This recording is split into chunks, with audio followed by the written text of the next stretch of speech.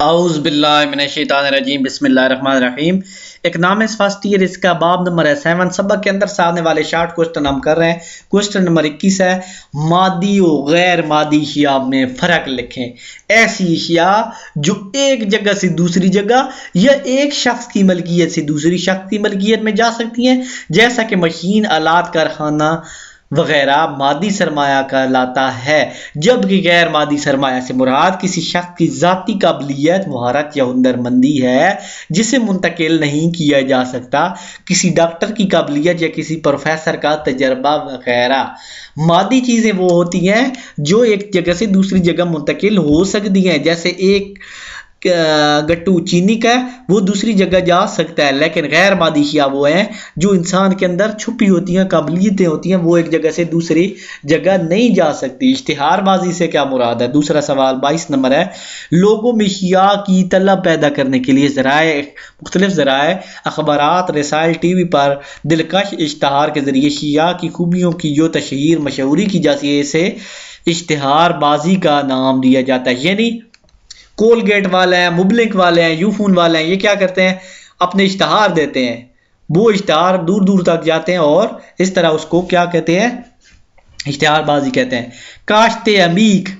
کاشت عمیق سے مراد ایسا طریقہ کار ہے جس سے زیر کاشت رقبے پر محنت اور سرمایہ کی زائد اکائیاں لگا کر کل پیداوار میں اضافہ کیا جاتا ہے۔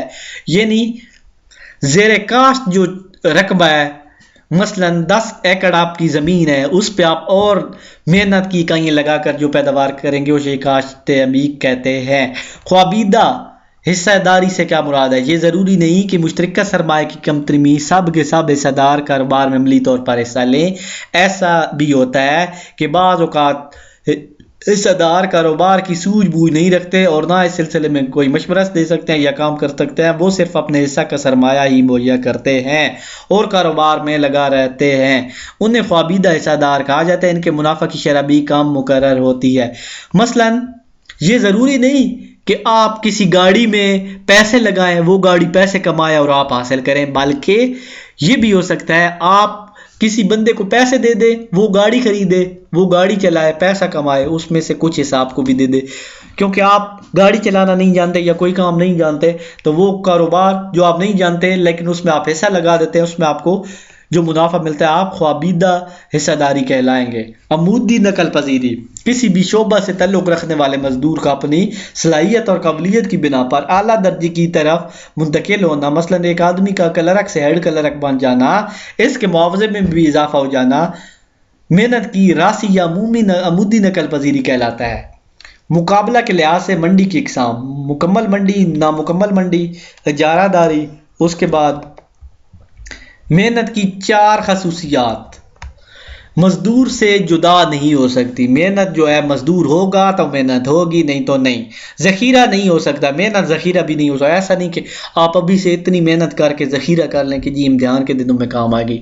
کمزور ہو سودا بازی، کمزور بھی اگر بندہ ہوگا تو محنت نہیں ہو سکتی۔ صلاحیت میں فرق، اگر صلاحیت ہوگی اچھی تو اس میں اتنی زیادہ محنت ہوگی۔ اس کے بعد محنت کی افقی حرکت پذیری، اس سے مراد یہ ہے کہ کوئی شخص ایک کارخانہ یا دفتر چھوڑ کر اسی عہدے اور تنخواہ پر دوسرے کارخانہ یا دفتر میں کام کرنے کے لیے جاتا ہے، تو یہ کیا ہوگا؟ جیسے ایک ٹائپسٹ واپڈا کی ملازمت چھوڑ کر کسی بینک میں نوکری کر لے، یعنی ایک بندہ ایک نوکری چھوڑ کر دوسری جگہ اسی قیمت پر نوکری کرے تو وہ کیا ہوگا؟ محنت کی افقی نقل پذیری۔